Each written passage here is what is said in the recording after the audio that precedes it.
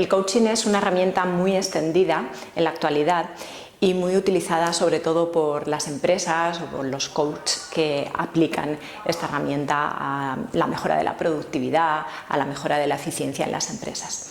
Pero lo que yo os propongo en esta formación es algo completamente diferente. Sí que tiene lo que es la base del coaching, la herramienta como tal, pero es aplicada específicamente a la terapia. Es decir, que con esta herramienta lo que vais a conseguir es poder identificar creencias que tienen vuestros clientes, poder cambiarlas, poder producir un cambio real y significativo. Vais a poder diferenciar entre lo que el cliente os está diciendo y realmente lo que sí que le pasa.